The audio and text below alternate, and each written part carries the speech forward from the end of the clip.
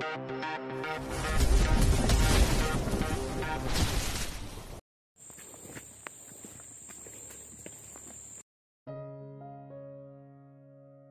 18. Penyesalan sang presidir dingin. Disinilah Karina sekarang berdiri. Di depan gedung pencakar langit Gultom Group. Beberapa karyawan terlihat berlalu lalang melakukan pekerjaan mereka. Karina langsung melangkah menuju meja resepsionis. "Selamat pagi, Nona. Ada yang bisa saya bantu?" tanya staf bagian resepsionis lobi depan perusahaan Gultom Group. "Saya ingin bertemu dengan Tuan Muda Ocean," jawab Karina dengan wajah datar. Tak ada ekspresi lain di wajah itu. "Mohon maaf. Apa Nona sudah membuat janji?" tanya resepsionis itu lagi dengan lembut dan sopan. "Tidak. Namun saya ingin bertemu dengan Tuan Muda Ocean," jawab Karina dengan tegas. Ia terlihat seperti orang yang tidak sabaran. Ia ingin secepatnya menyelesaikan urusannya di negara ini dan kembali ke Italia. Ia merasa perasaannya tidak tenang saat kembali dipertemukan dengan Ocean. "Mohon maaf, Nona. Sebaiknya Anda membuat janji terlebih dahulu dengan beliau. Karena kami tidak memiliki wewenang untuk mengizinkan Anda masuk ke dalam perusahaan tanpa adanya kepentingan," kata resepsionis itu lagi dengan sikap ramahnya. Karina mengabaikan perkataan resepsionis itu. Ia langsung menyelonong masuk ke dalam lift dan naik ke lantai atas. Ia bersikap acuh saat tanpa sengaja melihat resepsionis itu berlari mengejarnya. "Cih, merepotkan," dengus Karina dengan dingin.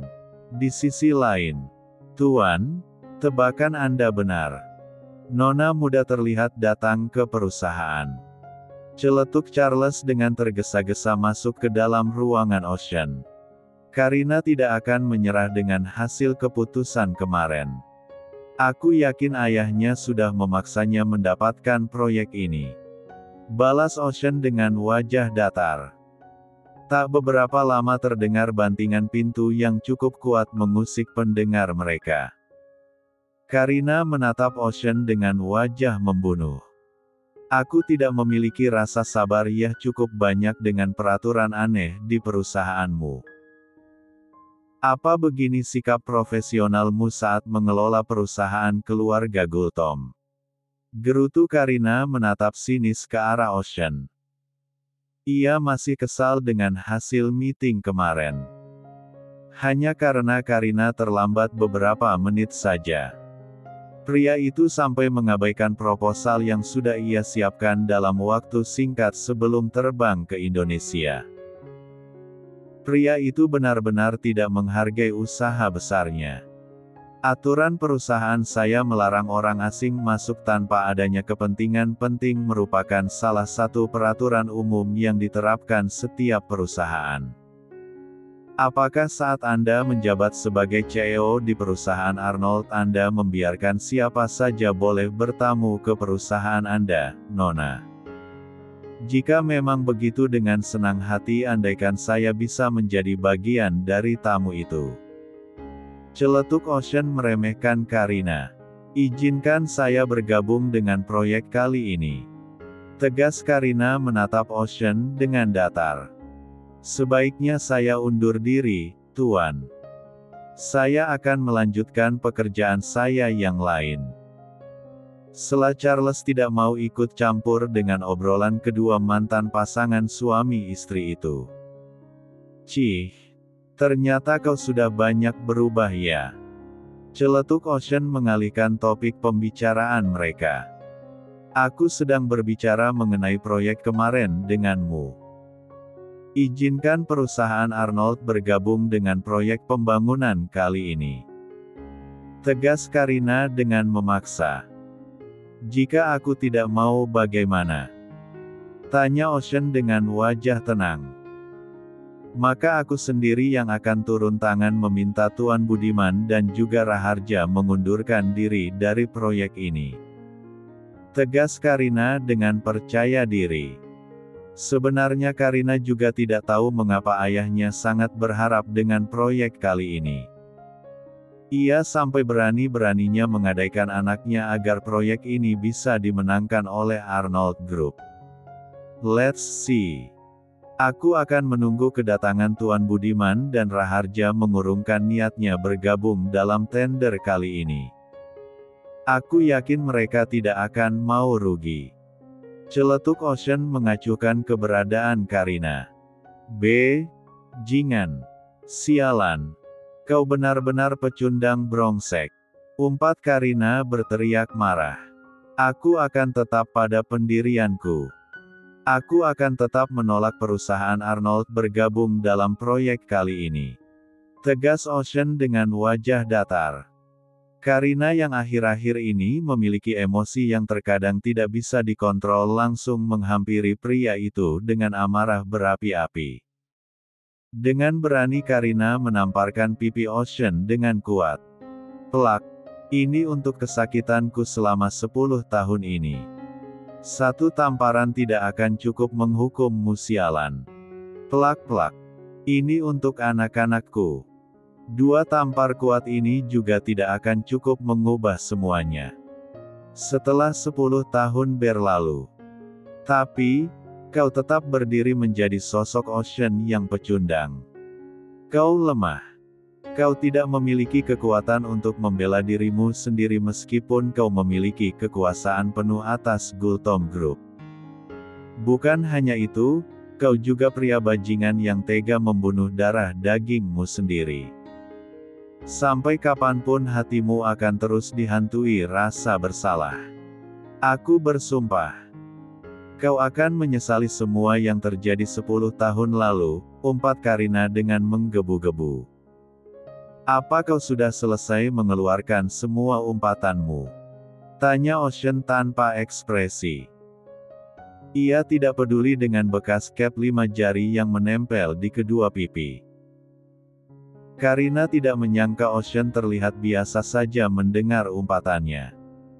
Pria itu tidak marah ataupun sedih mendengar kalimat penghinaan yang terucap dari bibirnya. Ocean, kau. Karina ingin menamparkan pipi pria itu lagi. Namun, Ocean dengan cepat menahan tangan Karina dan mendorongnya ke belakang hingga wanita itu terjatuh ke lantai. Berhenti mempermalukan dirimu sendiri. Setelah 10 tahun berlalu kau masih saja lemah. Bukan aku yang lemah. Tapi kau yang lemah dan kau yang ingin menyerah dengan semua yang kau alami dalam hidupmu. Sindir Ocean tanpa perasaan. Bab 19. Aku tidak ingin mendengar suara tangisanmu. Segera keluar dari perusahaanku. Tegas Ocean tidak ingin Karina berlama-lama di perusahaannya. Aku tidak mau pergi sebelum proyek itu kau serahkan ke perusahaan Arnold. Tegas Karina keras kepala. Ia tidak peduli dengan wajah yang sudah terlihat berantakan karena menangis. Ocean menghela napas panjang mendengar perkataan Karina. Ia tidak menyangka sikap keras kepala mantan istrinya itu masih tetap sama. Ia tidak akan mau menuruti perkataan orang lain sebelum tujuannya tercapai. Charles akan mengabarimu lagi nanti. Ujar Ocean mengakhiri obrolan di antara mereka. Tapi, Karina, aku mohon. Sela Ocean dengan cepat tanpa ingin mendengar bantahan Karina. Tak beberapa lama seorang wanita anggun berpakaian modis masuk ke dalam ruangan Ocean. Ia langsung memeluk Ocean tanpa menyapa Karina. Sayang, aku membawakan makan siang untukmu. Mama bilang kamu belum sarapan tadi pagi. Ujar wanita yang sangat dikenal oleh Karina. Siapa lagi kalau bukan Giselle? Saat Giselle membalikkan teh, buhnya. Ia pura-pura terkejut melihat keberadaan Karina. Ah, Maafkan aku karena tidak menyapamu, Karina. Aku tidak menyangka ternyata kau sudah kembali setelah 10 tahun berlalu. Ujar Giselle pura-pura merasa bersalah dengan tindakannya barusan. Padahal jauh di dalam lubuk hatinya, wanita itu bahagia kalau Karina melihat kemesraannya dengan Ocean. Karina tidak menyangka hubungan Ocean dan Gisela masih tetap berlanjut sampai sekarang. Pria itu terlihat nyaman diperlakukan seperti itu oleh Giselle. Ocean sama sekali tidak menolak pelukan Giselle. Tidak apa-apa, Nona. Saya juga berniat pamit kepada Tuan Ocean. Saya akan menunggu kabar selanjutnya dari asisten Anda Tuan Ocean. Permisi. Jawab Karina dengan wajah tenang. Ia bersikap asing dengan Giselle. Karina pikir ia tidak boleh terpancing dengan ucapan Giselle. Karena ia sudah cukup tahu bagaimana tabiat jelek wanita itu sebenarnya. Karina langsung melangkah keluar dari ruangan Ocean. Saat sudah masuk ke dalam mobilnya, Karina menatap kosong ke atas langit cerah. Entah apa yang sedang ia pikirkan. Lagi-lagi aku harus merasakan sakit yang sama. Karina memutuskan pulang dan menunggu kabar baik dari Charles. Ia pikir Ocean akan mengubah keputusannya setelah mendengar kehidupan sedihnya. Namun, Ocean tidak terlalu peduli dengan penderitanya. Mobil Karina terparkir di depan supermarket dan masuk ke dalam untuk membeli sesuatu. Karina membeli beberapa cemilan dan buah untuk anak-anaknya. Ia tahu putra-putrinya sangat menyukai jus buah. Jadi, Karina memutuskan membeli beberapa wortel, apel, alpukat dan juga anggur.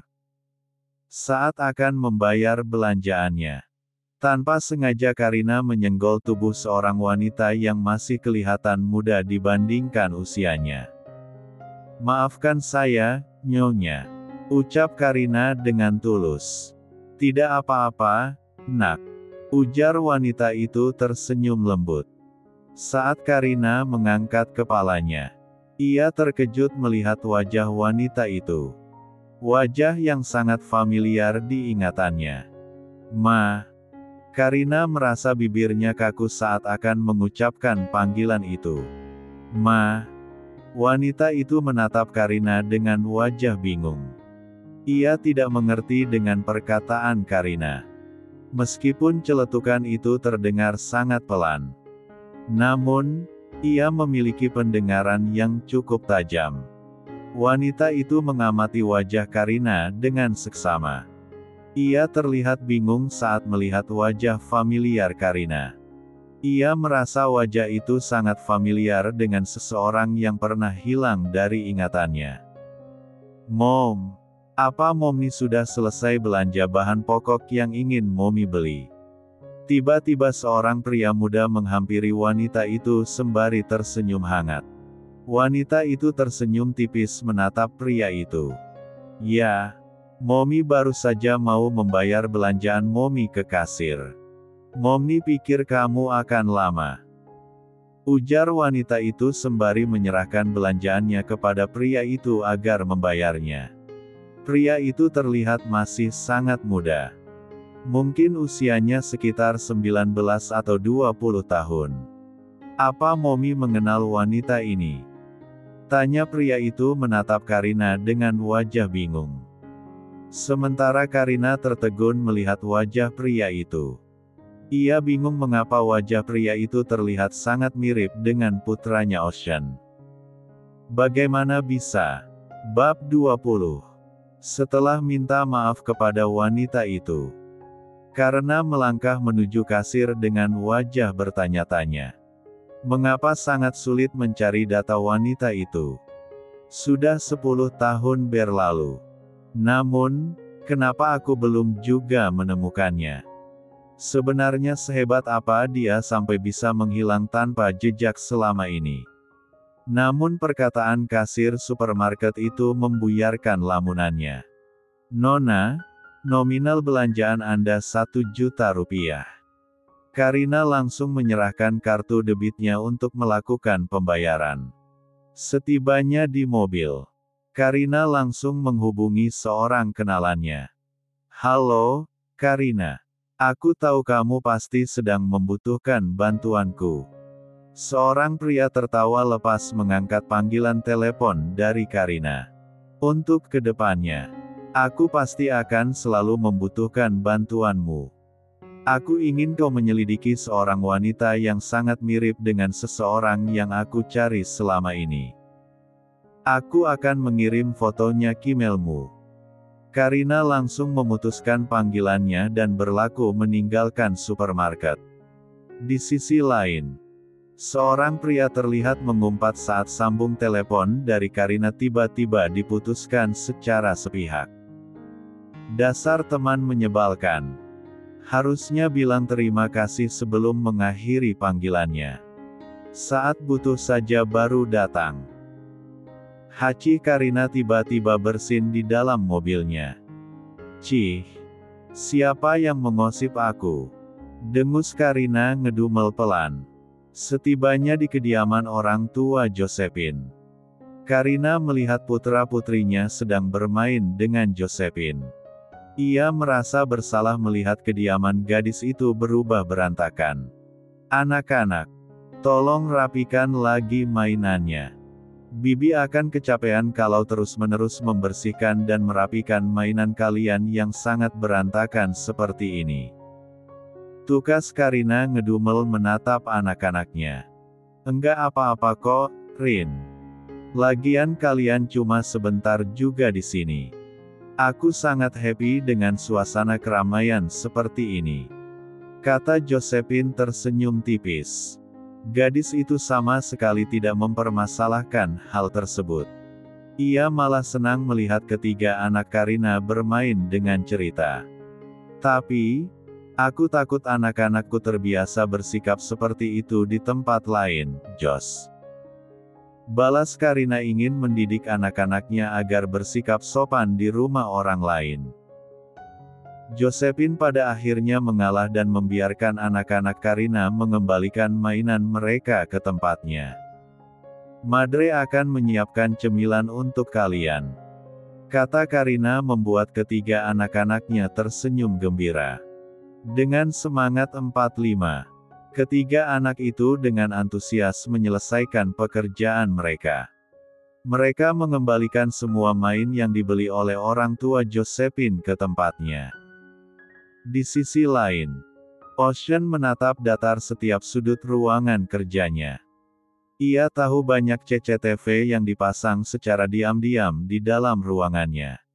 Saat Charles masuk ke dalam ruangan Ocean, pria itu langsung disambut dengan wajah marah Ocean. "Mengapa kau membiarkan wanita itu masuk ke dalam ruanganku?" tanya Oceana dengan suara pelan namun penuh penekanan. "Maafkan saya, Tuan. Saya tidak menyadari kedatangan Nona Giselle," cicit Charles dengan suara bergetar. "Untuk selanjutnya aku tidak akan mentolerir kesalahan yang kau lakukan," tegas Ocean duduk di kursi kebesarannya. "Buang makanan itu. Aku tidak ingin melihatnya ataupun memakannya." Timpal Ocean melanjutkan pekerjaannya. Saat Charles akan melangkah keluar, Oceana kembali mengatakan sebuah kalimat yang membuat Charles terkejut. "Untuk proyek pembangunan Hotel Gultom di Pulau P, tolong serahkan semua ke Arnold Group.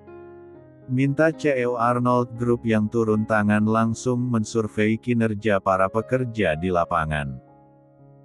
Untuk material yang dibutuhkan aku akan menyerahkan semua kepada Tuan Budiman dan Raharja. Aku tidak akan menerima perwakilan dari masing-masing perusahaan," tegas Ocean dengan wajah datar. "Aku tidak butuh nasihatmu.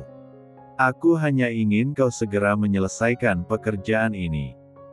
Tanpa membantah, Charles langsung menjalankan perintah Ocean. Malam harinya, Karina terkejut menerima panggilan dari nomor asing muncul di layarnya ponselnya. Halo, Karina langsung mengangkat panggilan itu. Nona. Tuan setuju bila perusahaan Arnold bergabung dengan pembangunan Hotel Gultom Group di Pulau P. Arnold Group akan diberikan posisi pengawas terhadap para pekerja. Dengan syarat, Tuan meminta Anda agar turun ke lapangan secara langsung. Anda tidak boleh mengirim perwakilan ke sana. Saya tidak bisa turun ke lapangan secara langsung. Karena setelah kerjasama ini disepakati, saya akan kembali ke negara saya. Tegas Karina tidak percaya dengan penuturan Charles. Karina tidak mau berlama-lama tinggal di Indonesia. Entah mengapa ada sedikit perasaan cemas sekaligus takut di dalam hatinya. Maaf, Nona. Ini sudah ketentuan dari perusahaan. Jika Nona tidak setuju, maka silahkan mengundurkan diri dari proyek ini. Jawab Charles dengan tegas. Ia tidak mau Ocean murka dengan kinerja. Saya akan menunggu konfirmasi dari perusahaan Arnold besok pagi. Jika Nona tidak setuju, maka kesepakatan ini akan kami batalkan secara sepihak. Saat Charles ingin mengakhiri panggilannya, Karina pada akhirnya setuju dengan persyaratan yang diajukan oleh Gultom Group. Baik. Saya akan turun ke lapangan secara langsung. Putus Karina menghela napas berat. Baiklah, Nona. Saya akan mengabari Tuan Ocena. Charles mengakhiri panggilannya. Cih. Apa kau ingin menyulitkanku lagi? Karina menatap tajam gelapnya malam dari balik balkon kamar yang ditempatinya. Keesokan paginya, Karina melangkah menuju Gultom Group dengan tergesa-gesa. Ia tidak menyangka keberangkatan mereka ke Pulau P akan dipercepat 1 hari. Karina tidak membawa apapun pergi ke sana. Kecuali handphone, laptop, kartu nama, kartu ATM dan juga dokumen penting yang mungkin saja akan dia butuhkan selama di sana. Dari kejauhan Karina melihat Ocean melangkah menuju mobil pribadinya. Di belakangnya terlihat Charles mengekor dari belakang mengikuti langkah pria itu. Saat Charles melihat keberadaan Karina, ia langsung membelokkan langkahnya ke arah wanita itu. Nona, Anda bisa ikut kami menuju Pulau P. Kita akan berangkat dengan pesawat yang sama, ujar Charles dengan sopan. Bagaimanapun, Karina merupakan mantan istri atasannya. Baiklah, jawab Karina dengan wajah terpaksa. Saat tiba di bandara, Karina langsung mengikuti langkah mereka masuk ke dalam pesawat pribadi keluarga Gultom. Ia melihat 2 orang pramugari menyambut kedatangan mereka dengan senyuman ramah. Karina duduk di kursi yang sedikit jauh dari Ocean maupun Charles. Ia tidak mau duduk di kursi yang terlalu dekat dengan kedua pria itu. Tak beberapa lama seorang pria muda dan pria setengah baya masuk ke dalam pesawat pribadi keluarga Gultom. Pria muda itu dengan cepat menyapa Karina saat wanita itu sedang sibuk memandang langit cerah dari balik kaca. Karina, long time no see. Sapa pria muda itu membuat Karina langsung mengalihkan pandangannya ke arah asal suara. Karina menatap pria itu dengan wajah datar. Ia tidak menyangka akan bertemu dengan pria itu dengan begitu cepat. Tanpa terduga, pria itu langsung duduk di samping Karina hingga membuat pria lain yang duduk tak jauh dari mereka langsung kebakaran jenggot. Cih, bukankah kau seorang perwira polisi, Paul? Sindir Karina memutar bola matanya malas. Paul tersenyum tipis melihat wajah jutek Karina. Kau semakin cantik setelah 10 tahun berlalu. Celetuk Paul tanpa sadar membuat suasana di dalam pesawat itu berubah menegangkan. Charles juga terlihat panik saat melihat wajah Ocean berubah merah seperti orang yang sedang menahan emosinya.